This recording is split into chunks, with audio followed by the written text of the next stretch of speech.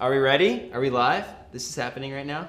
Hey, I'm McDonald, your real estate agent with Real Property Associates, and I want to take a little bit of time to discuss home values, and I'm going to title this series Understanding Home Values. I did a video already on highest and best use, and I'll link it up down below, but the idea of a property's potential and what that can look like, and I describe how that affects value, and I thought, there's some other videos I think that would be helpful, so I'm going to do a little mini series here.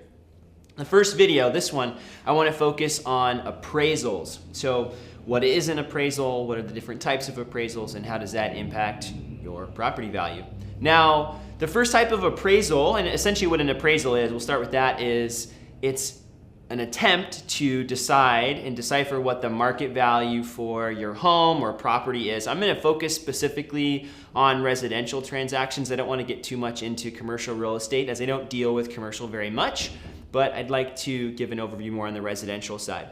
The main appraisal method for residential real estate is going to be the comparable sales method, and this is going to be what a property's value is entirely based on.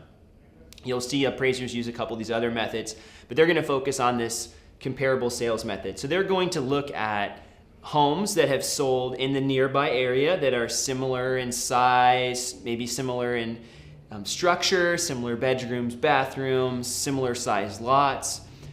And like I said, it's in that same area, right? Same neighborhood. So if you're in Seattle and you live in a different neighborhood, maybe it's close by, but it's not the same neighborhood, that all affects property value, right? It's going to be looking for homes that offer the same amenities. It's going to be looking at homes that have sold within the last year. Now, in Seattle, in a market like Seattle, a year is a long time. So an appraiser might be trying to look at a little bit shorter snapshot, like 6 months, even 3 months would be a better snapshot, right? If you're using a comparable from a year ago, you might be looking at least in this current market, 10%, 12% less than what its actual market value is. So appraisers need to take into consideration more recent sales in this market, which is tough in the Seattle market. You see them adjusting for market conditions a lot, or if there's multiple offers, maybe taking that into consideration when they propose the value for a house. Now, an appraiser is generally going to give an exact number. Your house is worth $650,000. And I'll talk a little bit more about why I think that's not necessarily the best method for determining value. If you need to give somebody an exact number, that's what you got to do. But I'm going to propose a more a broad valuation, and we'll talk about that in one of these other videos. I do want to touch on a couple other valuation methods that appraisers use, just so you know. Appraisers might also use what's called an income method, income capitalization method. This is more common with larger buildings, investment properties, maybe when you have a 3 or 4 unit building, or even anything bigger than that. Essentially what they're going to do is they're going to look at, what does this property bring in? So they are going to look at comparable sales as well, right? What are things selling for in the area? What they're mainly looking at though are the specs. So they want to see how much income does this property generate? How much does it bring in? And then what are their expenses? What's their normal vacancy rates? And they're going to be looking, what's the capitalization rate? That's the investment term. Essentially, what's the return on this investment? And they would use that to help determine the value, because maybe maybe there aren't going to be the greatest comparables right in that immediate vicinity, but they can look at similar types of properties that have similar capitalization rates, similar investment, and help determine the value that way, right? That's an extra method, so they didn't involve maybe both of those methods. And then another method is this idea of the cost approach. How much would it cost to rebuild the similar property?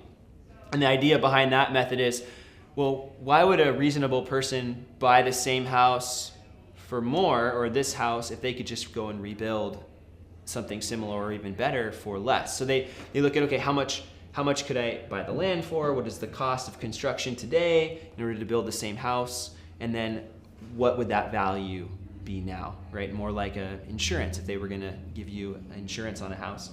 So you're going to have those different methods, the income method that we just talked about, the cost method, and then the comparable method, which is most common in single family homes. So there's the little framework, and like I said, an appraiser is typically going to give you an exact number, but if you really want to know how much is my house worth, which we're gonna dive into a little bit more in these later videos, the appraisal method and getting an appraisal isn't going to be the most helpful, but if you're dealing with a loan and maybe you're trying to get your private mortgage insurance off, or you're getting a reappraisal to work towards a new mortgage or refinancing, it might make sense. But generally speaking, your appraised value isn't necessarily going to be what your house would sell for on the open market. So we'll get more into that here in these upcoming videos.